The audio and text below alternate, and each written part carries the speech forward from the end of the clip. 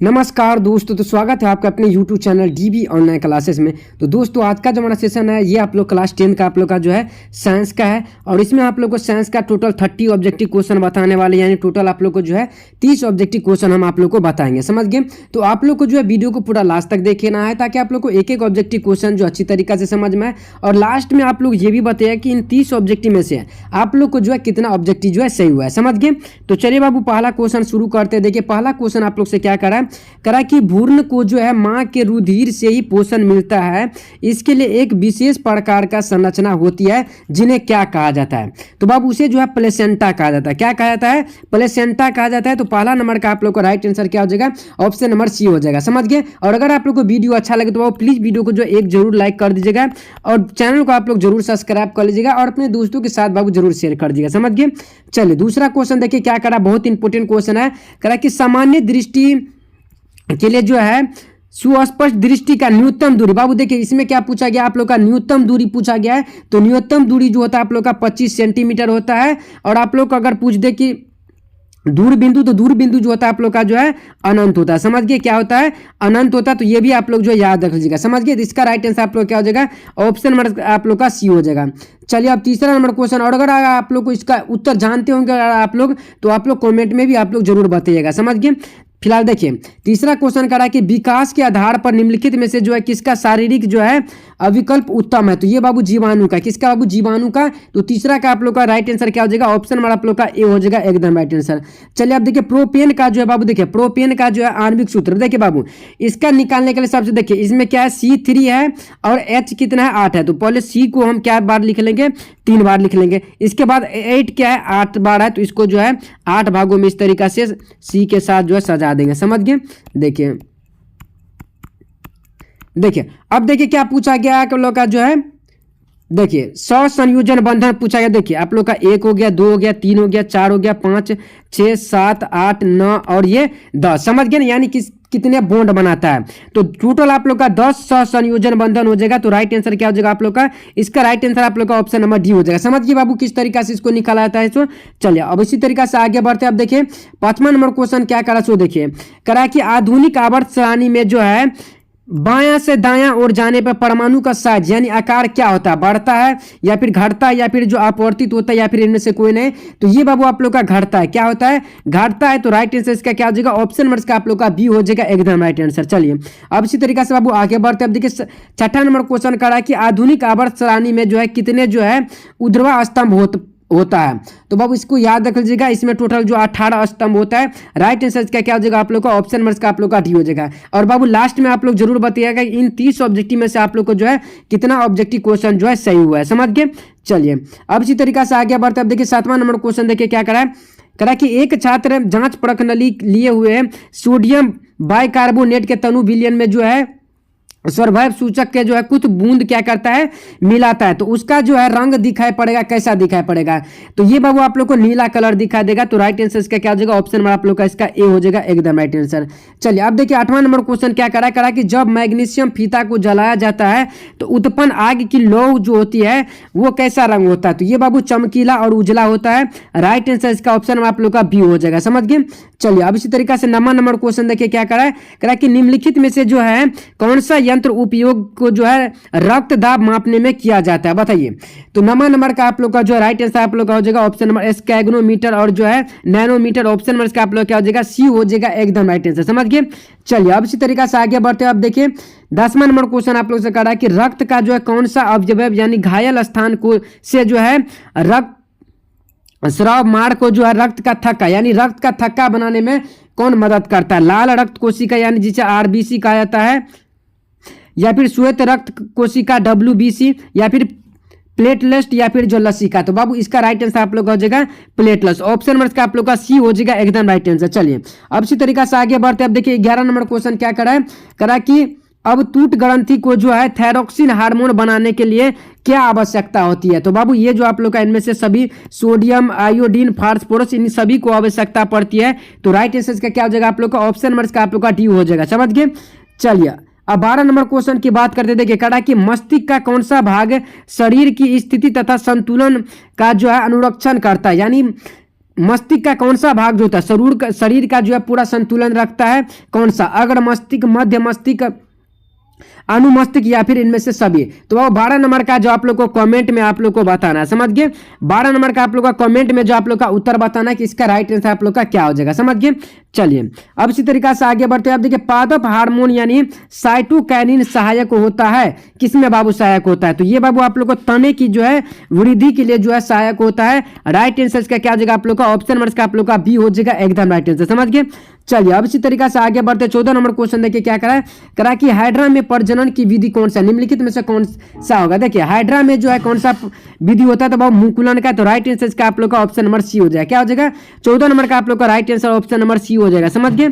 चलिए अब इसी तरीका से आगे बढ़ते 15 नंबर क्वेश्चन देखिए क्या करा कि पुष्प का जो है कौन सा भाग परागकण बनाता है? बताइए पुष्प का जो है कौन सा भाग जो है वो परागकण बनाता है? बाह्य दल, पंखुड़ी, पुंकेसर या फिर जो स्त्री केसर? तो अब 15 नंबर का आप लोग का राइट आंसर हो जाएगा पुंकेसर। क्या हो जाएगा?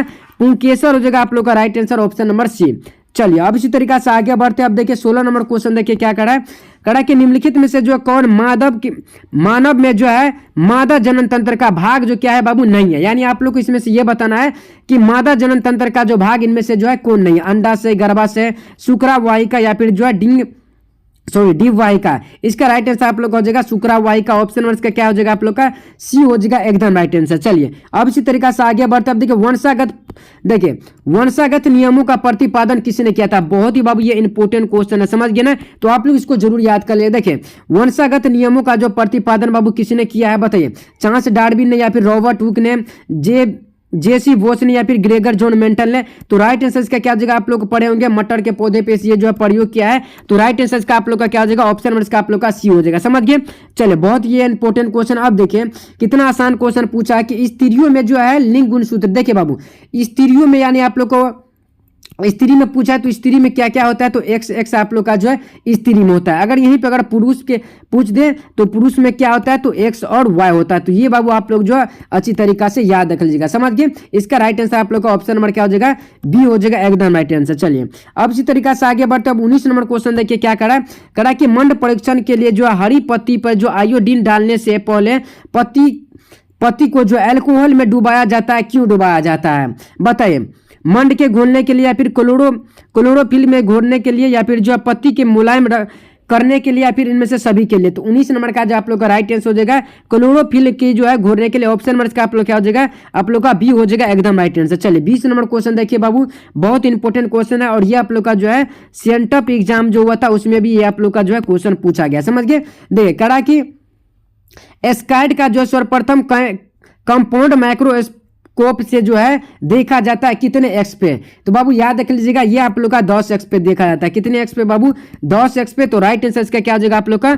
ऑप्शन नंबर का आप लोग का बी हो जाएगा एकदम राइट आंसर। चलिए अगर आप लोग को वीडियो अच्छा लग रहा हो तो बाबू प्लीज वीडियो को एक बाबू जरूर लाइक कर दीजिएगा और चैनल को जरूर बाबू सब्सक्राइब कर लीजिएगा और अपने दोस्तों के साथ बाबू जरूर शेयर कर दीजिएगा। और आप लोग लास्ट में जरूर बताइएगा कि इन 30 ऑब्जेक्टिव में से आप लोग को जो है कितना ऑब्जेक्टिव जो है सही हुआ है, समझ गए? चलिए अब देखिए करा कि दो तंत्रिका कोशिका के मध्य खाली स्थान को क्या कहा जाता है? बताइए। तो बाबू इसे जी कहा जाता है आप लोग का जो है निप्सियन कहा जाता है, सॉरी सिपनेस कहा जाता है। तो 21 नंबर का आप लोग का राइट आंसर क्या हो जाएगा?